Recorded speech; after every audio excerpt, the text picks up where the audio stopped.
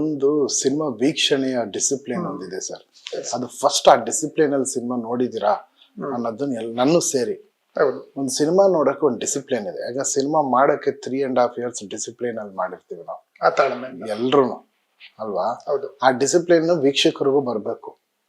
ನೀವು ಒಂದ್ ಸಿನಿಮಾ ನೋಡುವಾಗ ಮೊಬೈಲ್ ಅಲ್ಲಿ ಮೆಸೇಜ್ ಮಾಡೋದು ನಾನೇ 1000 ಜನ ನೋಡಿ ನೋಡ್ತಾ ಇರ್ತಾರೆ. ಈಗ ನೋಡಿದ್ರೆ you can't understand the film.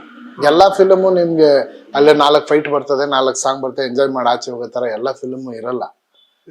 So film ನೋಡೋಕ್ಕೂ ಒಂದು ಡಿಸಿಪ್ಲಿನ್ ಬೇಕು. ಆಮೇಲೆ ನೀವು ಹೇಳ್ದಂಗೆ ಮೊದಲನೇ ದಿನ ಅಬ್ಬರ ಇರುತ್ತೆ, ಅದೇನು ಮಾಡೋಕ್ಕಾಗಲ್ಲ. But I am so thankful to you. At least you followed the discipline and went next day and give it. ಒಂದು ಟ್ರೈ ಮಾಡಿದ್ವಿ ಮತ್ತೆ ನೋಡೋಣ ಅಂತ. I really appreciate you for that. But ಆ ಥರ ಒಂದು ಒಳ್ಳೆ ಥಿಯೇಟರ್ ಒಂದು ಡಿಸಿಪ್ಲಿನ್ ಬೇಕು ಸರ್. ಇದೇನಾಗಿದೆ, ಥಿಯೇಟರ್ಗಳಲ್ಲೇ ಅರ್ಧ ಸೌಂಡೇ ಬರಲ್ಲ.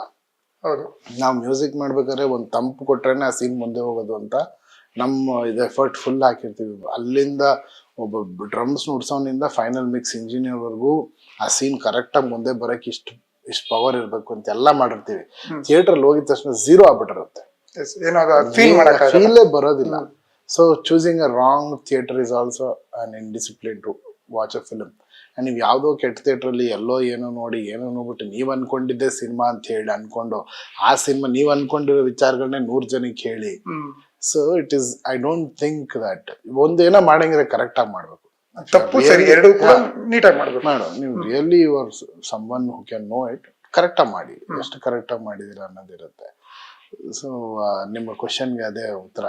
Should have a proper view. ನೋಡುವ ನೋಟ ಕರೆಕ್ಟ್ ಆಗಿದ್ರೆ ಕರೆಕ್ಟ್ ಆಗಿ ನಿಮ್ಗೆ ಅದೇನು ಈಗ ಅರ್ಥ ಕೊಡ್ಬೇಕು ಅದನ್ನ ಕೊಟ್ಟೆ ಕೊಡುತ್ತೆ. ಖಂಡಿತ ಕೊಡುತ್ತೆ. ಎಲ್ಲಾನು ಒಂದೇ ತರ ಇರಲ್ಲ. ಬಟ್ ನಮ್ಗೆ ಸಿನಿಮಾ ಮೇಕರ್ ಆಗಿ ನನ್ನ ಫಿಲ್ಮ್ ಅಂತಲ್ಲ ಸರ್, ಎಲ್ಲಾ ಸಿನಿಮಾ ನಂಗೊಂದು ಬೇಜಾರಿದೆ. ಥಿಯೇಟರ್ಗಳಲ್ಲಿ ಅದು ಹಂಗೆ ಕಾಣಲ್ಲ. ಕ್ಯಾಮ್ರಾಮನ್ ಏನ್ ಶೂಟ್ ಮಾಡಿದ ಆ ಲೈಟಿಂಗೇ ಬರಲ್ಲ. ನಮ್ಮ ಮ್ಯೂಸಿಕ್ ಡೈರೆಕ್ಟರ್ ಏನ್ ಮ್ಯೂಸಿಕ್ ಮಾಡಿರ್ತೀವಿ ಆ ಮ್ಯೂಸಿಕೇ ಬರಲ್ಲ.